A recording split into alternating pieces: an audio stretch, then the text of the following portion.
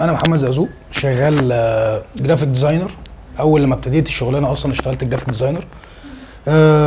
بعد كده اشتغلت ويب ديزاينر. تقريبا اشتغلت في معظم مجالات المجال ده، يعني في الجرافيكس عموما. يعني اول شغلانه ليا خالص كانت جرافيك ديزاينر وويب ديزاينر.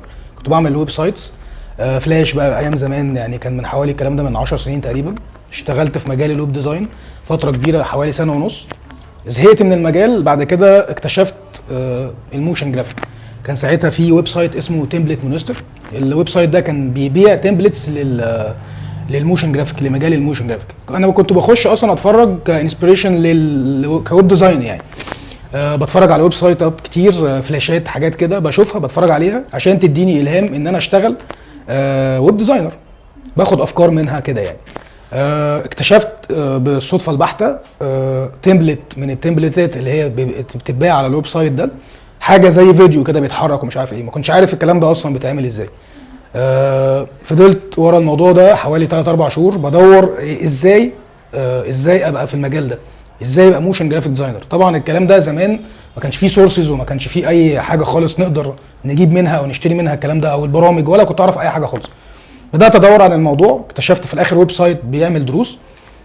دخلت في الموضوع بشكل جد جدا، قعدت حوالي شهر ونص بتعلم لحد ما بقيت موشن جرافيك. ومنها يعني كان في نفس الشركه اللي انا كنت شغال فيها ويب ديزاينر، طورت نفسي وقلت لهم ان انا دلوقتي في حاجه اسمها موشن جرافيك جديده، ايه رايكم ندخلها في الشركه وكده. فبقيت ويب ديزاينر وبقيت موشن جرافيك ديزاينر كمان. دي كانت اول شغلانه ليا من فتره كبيره، يعني من سنين يعني.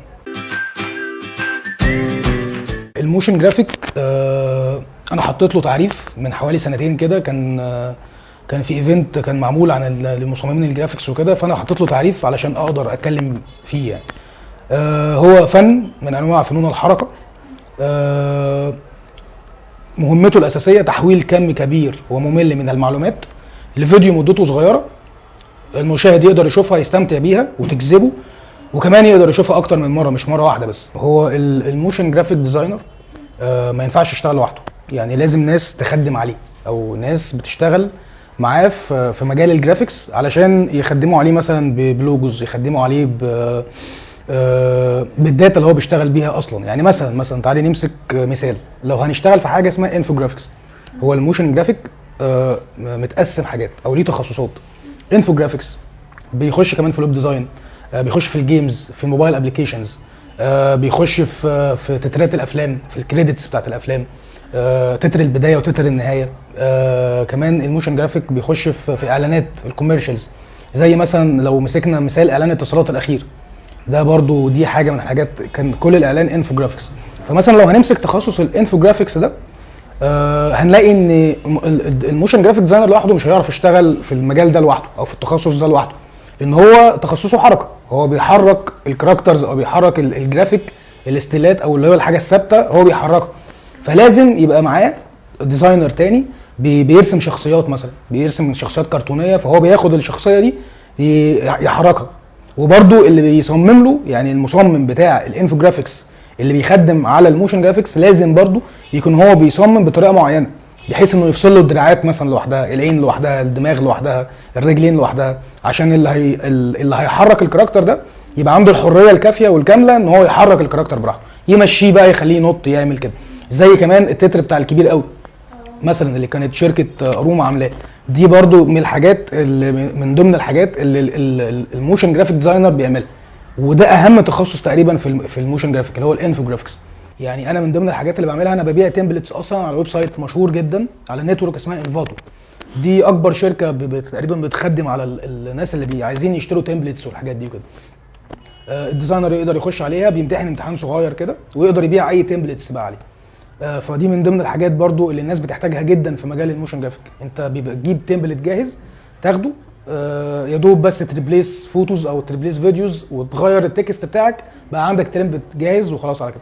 ودي يمكن اللي هي القنوات اي كلام، القنوات الفضائيه اي كلام اللي مفتوحه اليومين دول، بنشوف الكلام ده بيبقى فيها انتروز وحاجات كده. كل الكلام ده بيبقى يعني هم شاريينه او سارقينه، يعني حاجه من الاثنين، يعني يا اما شاريينه يا اما سارقينه. هو الفيلم ميكنج حاجه والموشن جرافيك حاجه، يعني ما نقدرش نقارن بينهم، لان ده مجال وده مجال.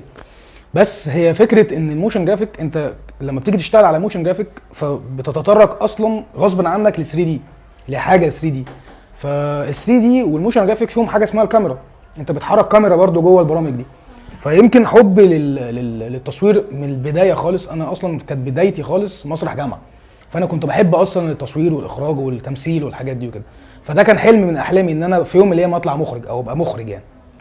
ففضل الحلم مركون في الدرج لحد بقى ما يعني مشيت خطوات كتير، ومن المجال بتاع الموشن جرافيك فهمت يعني ايه كاميرا، فهمت يعني ايه تصوير، ذاكرت كمان تصوير في الفتره دي.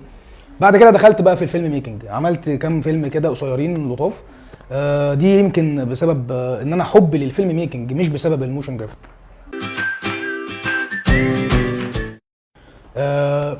شركه كوباليت او شركتي الخاصه اللي انا كنت عاملها، انا فتحتها سنه تقريبا. دي كانت شركه بتشتغل في الفيلم برودكشن وفي الموشن جرافيكس، في المجالين دول. عملت في خلال الشركه دي، او في خلال ما انا كنت فاتحها، عملت بروجكت الصلاه هي الحياه. كان فيلم قصير 5 دقائق تقريبا، بيتكلم عن اهميه الصلاه في حياه البني ادم. دي كان تابع هيئه الامر بالمعروف والنهي عن المنكر في السعوديه. ده كان بروجكت جاي لي، فانا اشتغلت في البروجكت ده كمخرج كمصور كمان. دي من ضمن البروجكتات اللي اتعملت جوه الشركه يعني. ف قفلتها ليه بقى؟ دي ليها علاقه اكتر بالتيم ورك، يعني ما فيش بني ادم يقدر يشتغل لوحده، وانا كان عليا اكبر جزء في شغل الشركه دي. كنت انا شغال حاجات كتير فيها يعني، وكان معايا تيم ورك، بس ما كانش التيم ورك القوي قوي اللي اقدر ادوس فيه واعمل شركه بجد وتكبر وكده. يا اما الناس بقى ما كانتش متحمسه للفكره بتاعتك، او الناس ما كانتش متحمسه اصلا ان هم يبقوا عندهم كيان. فهي دي الفكره، انتوا برضو هنا في نقاشين جرافيك ده مهم قوي بالنسبه لكم، انتوا تبقوا مؤمنين بالكيان اللي انتوا بتعملوه، بالاسره بتاعتكم. يمكن ده اللي انا ما قدرتش احققه عندي في كوبالت، ان انا اخلي التيم ورك يبقوا معايا فعلا بجد وحماس وكده. وده اللي ما خلاش الشركه تستمر على فكره، لان هي القوه الفعليه اصلا لاي مشروع في الدنيا او لاي فكره عشان تتنفذ، القوه الفعليه هي التيم ورك، مش حاجه تانية خالص يعني. اشتغلت فتره كبيره فريلانسر، حوالي 3 سنين ونص 4 سنين، وانا حاليا فريلانس كمان. واشتغلت فتره برضو كبيره، يعني انا تقريبا حياتي المهنيه متقسمه لجزئين تقريبا، جزء في فول تايم في شركات، وجزء في فريلانس. شغل الفريلانس جميل، يعني ميزته الوحيده ان انت بتبقي حره مع نفسك، من اسمه هو فريلانس، حر، مصمم مستقل او مصمم حر. فبتقدر تستقبل او تقدر تقبل بروجكتس انت عايزها او لا. يعني تقدر تقول على المشروع ده لا انا مش هشتغل فيه والله، لا اللوجو ده انا مش هعمله، لا الفيديو ده انا مش هشتغل فيه، او تماما الفيديو ده عاجبني انا هشتغل فيه، على حسب الاوردرز اللي جايه لك او اي طلبات العملاء يعني. دي حاجه. لكن الفول تايم غصب عنك، انت شغال في شركه، جالك بقى حاجه وحشه جالك حاجه حلوه، غصب عنك هتقعد تشتغل فيها. فهي ده الفرق الوحيد بين الفول تايم وبين الفريلانس. مشاكل الموشن جرافيك او مجال الجرافيك عموما في مصر بالذات انه ملوش ظهر، يعني احنا ملناش ظهر. هي دي المشكله، ان سواء انت كنت موشن جرافيك او جرافيك او حتى بتعمل كفرز على فيسبوك، انت مالكش ظهر، مفيش حد بيحميك، مفيش حد بيحمي حقوقك. حتى لو عملت عقود والكلام ده وسجلتها وكده ماشي، بس في طرق كتير للتملص من المصمم يعني. وده راجع ان احنا ملناش نقابه رسميه برضو، يعني هي دي المشكله. في اسباب كتير للمشاكل يعني. غير بقى لما تبقى شغال مثلا مع خلايجه، او شغال مع عرب، او شغال مثلا بره مع حد في امريكا ولا في لندن لو ربنا كرمك يعني وكده، فدي بتبقى حاجه تانية بقى. يعني دي بقى انت فعلا الناس، يعني هي الموضوع كله على فكره برضو مش حقوق وحد يحفظ لك حقك او ظهرك، لا هي الفكره احترام. ان بره بيحترموا المصمم، بيحترم شغلته، عارف يعني ايه جرافيك ديزاين. هنا ما يعرفش يعني ايه جرافيك ديزاين، يعني هو انت راجل شغال جرافيك ديزاينر، دي انت بتاع يافط وكروت، يعني شغال في العتبه فوعل يعني، او بتقعد تشيل وتحط وتركب وتقطع وكده مثلا. لان احنا هو دي المشكله عندنا، ان الناس فاهمه مجال الجرافيك اصلا غلط. فدي جايه برضو بسبب ان احنا كمصممين جرافيك، ما دي غلطتنا، واحنا لازم نعمل برضو زي حملات توعيه نفهم يعني ايه للناس، يعني ايه مصمم جرافيك. فدي خدي بالك برضو بسببنا احنا، مش بسبب الناس. يعني جهل الناس احنا برضو مش هنحاكمهم على جهلهم. طب ما انا عملت ايه؟ انا رحت فين؟ طب ما انا لازم افهم الناس مجالي، لازم افهم الناس يعني ايه جرافيك ديزاينر، يعني ايه جرافيكس اصلا، انا بعمل ايه. لان الجرافيك مليان مجالات ومتشعب جدا، وفيه تخصصات كتير قوي.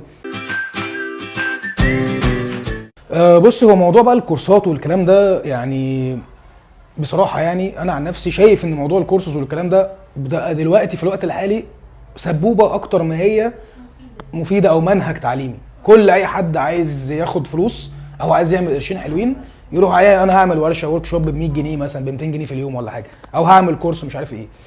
مفيش منهج علمي اصلا. انت مين ده اولا؟ انت بتقدم ايه؟ يعني انا مثلا انا عملت من في الشهرين اللي فاتوا دول او في الشهر اللي فات ده كنت بدي ورك شوب في جامعه عين شمس كليه هندسه. كنت بعلم الناس فيلم ميكنج ورك شوب. ورك شوب هي كانت اصلا فيديو ريبورتاج اصلا يعني. وكنت عامل كمان دبلومه اسمها موشن جرافر دبلومه، بتعلم الناس يعني ايه موشن جرافيك بس على اساس علمي. يعني مثلا في الدبلومه دي انا ما اديتش حد شهادات، ما طلبتش من حد ان هو يبقى يجيب لي شهادات، او ما حدش خد شهادات. وحتى اللي خدوا معايا كانوا مقتنعين جدا بالفكره ان انا مش عايز شهادات اصلا، انا عايز اتعلم الشغل. الله ينور عليك بالظبط، انا عايز اتعلم ابقى موشن جرافيك ازاي. احنا نفسنا، انا خريج تجاره اصلا جامعه القاهره، يعني ولا فنون تطبيقيه ولا فنون جميله، بس انا شاطر في الشغلانه دي او بحب الشغلانه دي عشان كده بقيت فيها شاطر.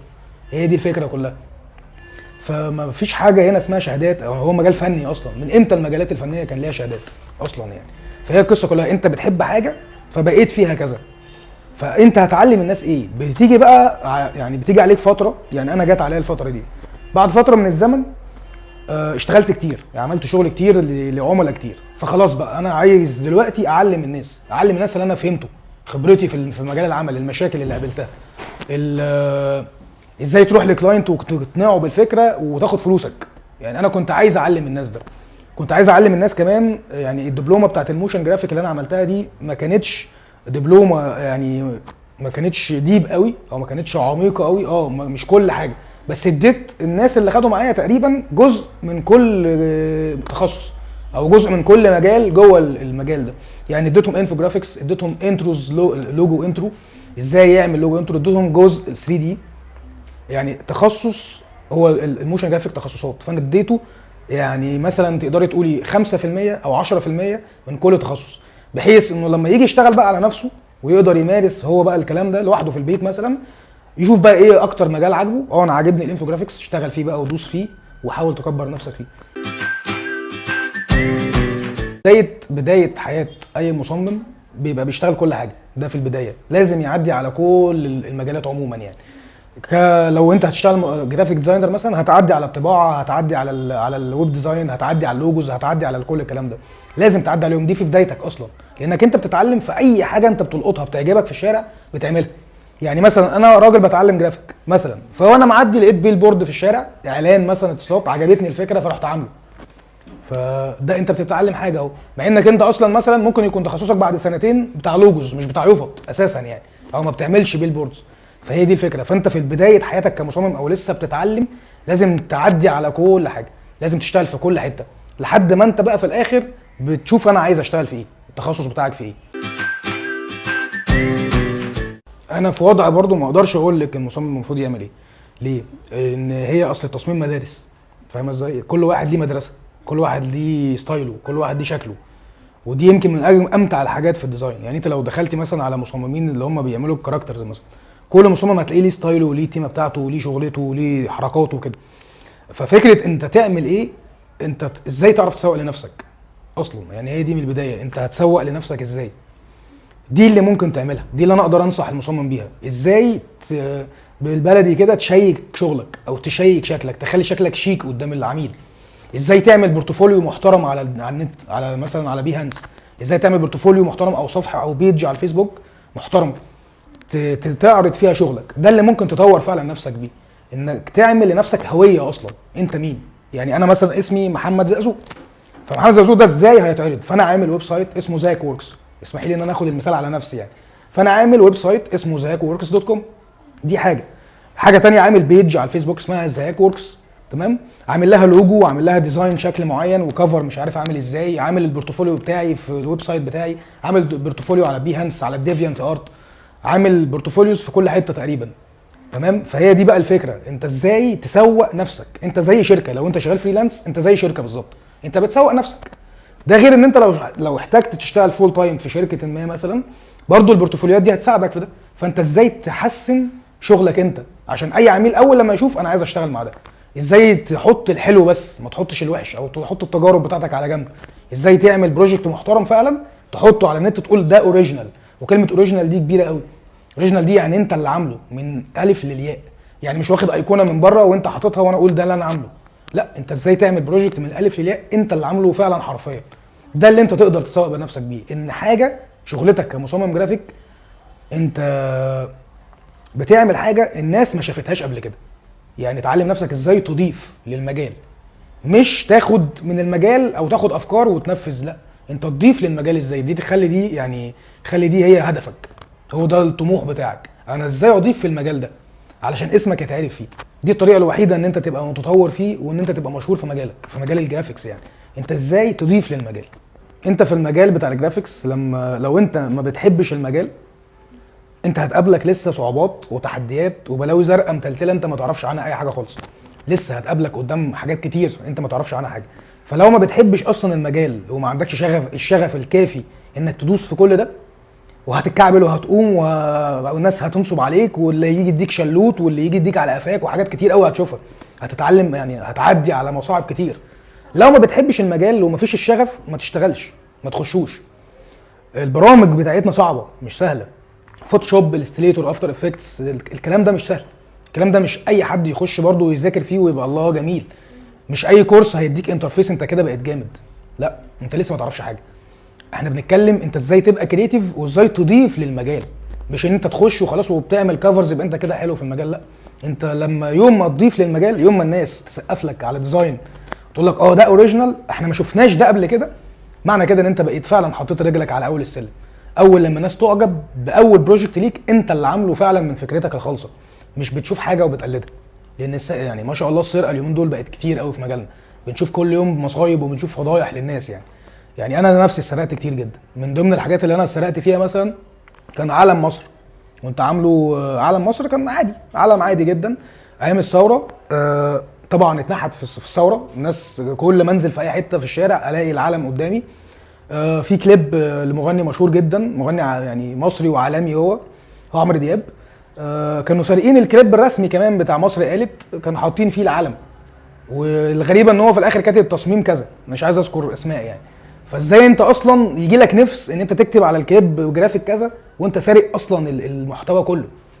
فهي دي الفكره. يعني ما تسرقش، حاول انت اللي تنتج بدماغك. لو ما عندكش افكار نصيحه لله سيب المجال، ما تخشوش اصلا، هو المجال مش ناقص يعني.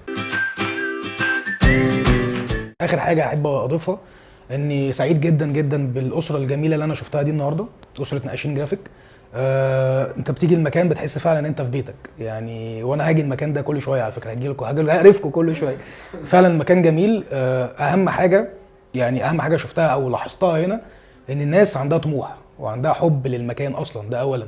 فدي ده تيم ورك، ده اللي انا كنت بتكلم عليه من شويه. ان طول ما انتوا عندكم شغف وحب للي انتوا بتعملوه وايمان قوي جدا بالفكره، ان شاء الله هتبقوا حاجه كبيره جدا. وده اللي انا متوقعه باذن الله. انتوا فتره قصيره ما شاء الله بقيتوا حاجه كبيره يعني، والناس بدات تعرفكم كتير.